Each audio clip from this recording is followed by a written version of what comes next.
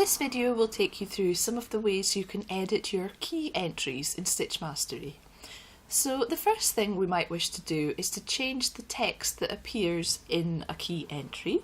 So it may be that you have a stitch that is only being used on one side of your chart. So for instance, this purl or knit stitch is only being used on the wrong side rows, so I never actually have a purl stitch. So I'm going to click on the text and then click again to activate the text box. So not a double click, but two individual spaced out clicks. And I'm going to remove the description for the right side. So I've just highlighted that text and used the delete button, or you can use the backspace button. And then if I delete again, you'll see that we lose the extra blank row. And I can now press enter to set that as the description. If on the other hand you had a stitch that only had one line of text and you want to add an extra line of text, you want to press and hold the Control or Command button on your keyboard and then use the enter or return key, and that will give you access into the second row of text.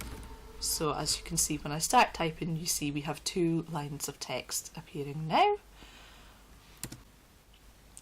The next thing you might want to do is to reorder the items in your key, and for this you want to select the whole of the key entry, so not just the text, and so you want to click on the symbol of the stitch itself, and then you can click and hold and drag your entry and you'll see that you get a little grey shadow box.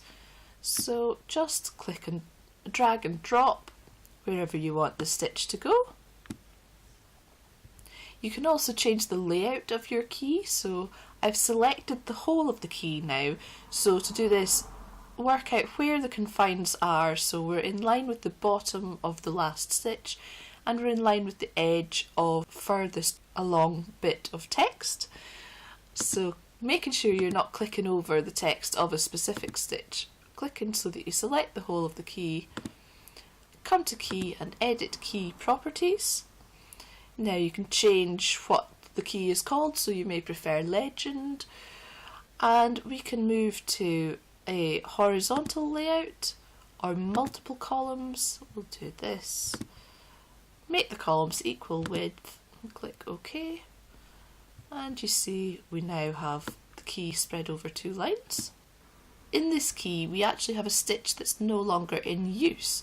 So at some stage I've had a knit through the back loop in the chart but have decided against using it, and you can very easily remove that key entry, select the whole of the key entry, and you can either use the delete button or you can use the delete cross icon, and that will just remove it from your chart.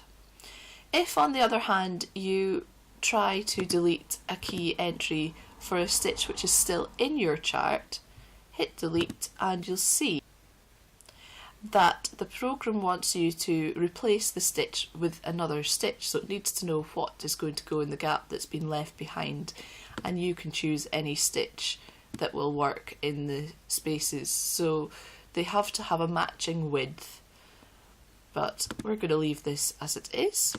If you have an item in your key that you don't feel the need to have there, so for instance we have the grey no stitch description here, which you may feel a knitter doesn't need to have explained to them, you can hide that from your key, so not deleting it from the chart itself but just hiding the listing. So I'll select that, come to edit and hide selection, and you'll see it disappears from the key but the stitches are still available. If you decide that actually you'd like to have that back, select the whole of the key again and come to edit and show hidden items in selection, and that will bring it back. You'll find with colour that you have different options for editing the key entry. I can either type new information into the key entry, or I can come to the yarn menu and select edit yarn properties and change the wording here. Now, the previous tutorial video about creating a basic chart and using colour work goes into more detail about the yarn properties box. I'll link to that in the description below. One final thing to note on editing the key entries: if you have specific stitches that you wish to change the description permanently, you can do this by using a user stitch library, and I will link to the video for that below. So for instance, if you prefer to describe a stitch differently or abbreviate a stitch differently, you can set that up to be the default for your charts wherever you use the stitch.